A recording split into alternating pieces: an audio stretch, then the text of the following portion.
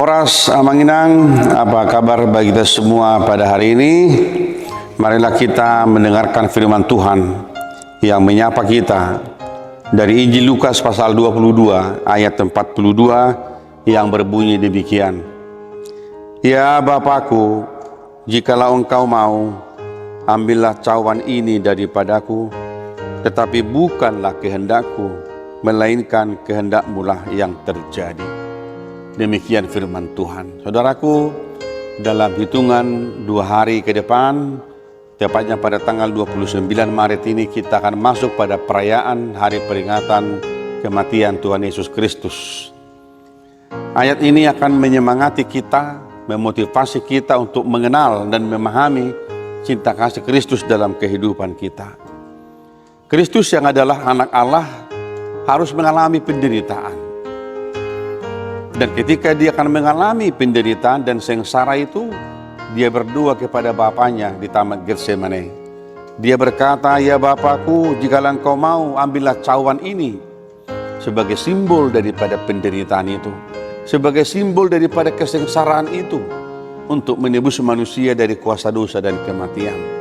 Tetapi dia berkata kepada Bapaknya, tetapi janganlah kehendakku yang jadi, melainkan kehendak-Mu-lah yang terjadi. Saudaraku, ini mengajar kita sebagai orang-orang Kristen yang percaya kepada Tuhan bahwa penderitaan pasti akan menjadi bahagian kehidupan kita. Kristus yang mulia, Kristus yang agung adalah anak Allah, akan mengalami kesengsaraan, akan mengalami penderitaan. Dia hanya berdoa supaya Allah Bapa di surga jika mau melewatkan cawan itu, penderitaan itu. Tetapi dia berkata, janganlah kehendakku yang terjadi, melainkan kehendak-Mu yang jadi. Saudaraku, apa artinya ayat ini ketika kita akan merayakan peringatan kematian Yesus Kristus dalam 2 hari lagi ke depan? Yang pertama, mau mengatakan kepada kita bahwa penderitaan kita, pergumulan hidup kita, bahkan dosa-dosa kita telah dibawa oleh Kristus kepada salib itu. Kita yang seharusnya disalibkan, kita yang harus mati, sebagaimana firman Tuhan katakan bahwa upah dosa ialah maut, adalah kematian. Tetapi kematian kita telah digantikan oleh Kristus di kayu salib itu. Saudaraku, ini adalah suatu kebahagiaan, sukacita yang paling besar dalam kehidupan kita sebagai orang Kristen. Sebab apa yang tidak mungkin diberikan oleh manusia kepada kita, yang tidak bisa diberikan dunia ini kepada kita, itulah yang Tuhan kerjakan supaya manusia dipulihkan kembali, diperbaiki kembali hidupnya untuk bisa berdamai dengan Allah Bapa di surga. Saudaraku, Yesus tidak dibiarkan Tuhan, dibiarkan Allah Bapa melewati penderitaannya. Dia tidak dilepaskan dari penderitaan itu, tetapi Alkitab berkata, Bapa di surga memberikan dia kekuatan, keberanian untuk melewati penderitaannya. Saudaraku, di zaman ini kita mempunyai banyak pergumulan hidup. Kita mempunyai tantangan kehidupan yang semakin berat. Tetapi mari kita berdoa seperti doa Tuhan Yesus ini. Jangan kehendak kita yang jadi ketika kita mengalami pergumulan hidup, ketika kita menghadapi tantangan kehidupan.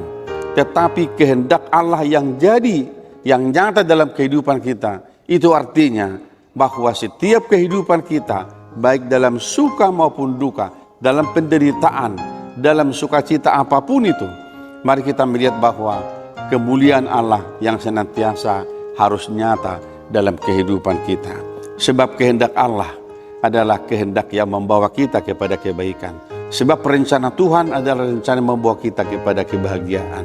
Saudaraku, jangan fokus kepada penderitaanmu, tapi lihat Kristus yang telah mengangkat penderitaanmu supaya engkau dipulihkan kembali menjadi manusia yang bernilai di hadapan Tuhan. Saudaraku, jangan fokus kepada pergumulan kita, kegagalan kita, jangan fokus pada penderitaan kita, tetapi fokus kepada Kristus yang telah memberikan kita keselamatan, yang telah memberikan kita nyawanya untuk menebus manusia dari kuasa dosa dan kematian itu.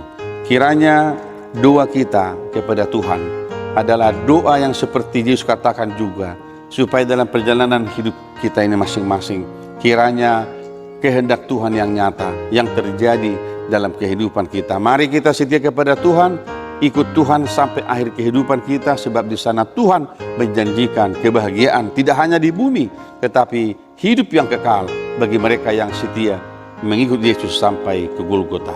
Tuhan Yesus memberkati kita semua, dan semoga apa yang kita kerjakan hari ini boleh menjadi berkat bagi kita, menjadi kemuliaan bagi nama Tuhan kita.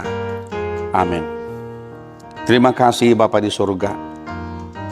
Engkau telah mengajar kami dalam doa Yesus Kristus di Taman Getsemane, supaya ketika kami mengalami penderitaan, mengalami pergumulan hidup, kiranya kami juga mampu mengatakan seperti doa Tuhan Yesus ini, janganlah kehendak kami yang jadi, melainkan kehendak-Mu yang jadi dalam kehidupan kami. Sebab kami percaya rencana Tuhan adalah indah bagi kami semua. Sebab kehendak Bapa di surga bagi kami adalah rencana yang mulia. Terima kasih Bapa di surga, Engkau telah memberikan kami keselamatan melalui kematian Kristus Yesus di kayu salib, supaya kami dipulihkan kembali dan berdamai dengan Bapa di surga. Berkati kami hari ini dalam setiap pekerjaan kami, dan berkati apa yang kami kerjakan untuk boleh menjadi kemuliaan dan hormat bagi nama-Mu saja. Kami berdoa di dalam Yesus Kristus Tuhan kami. Anugerah dari Tuhan kita Yesus Kristus, kasih setia dari Allah Bapa, dan persekutuan dengan Roh Kudus menyertai saudara-saudara hari ini sampai selama-lamanya. Amin.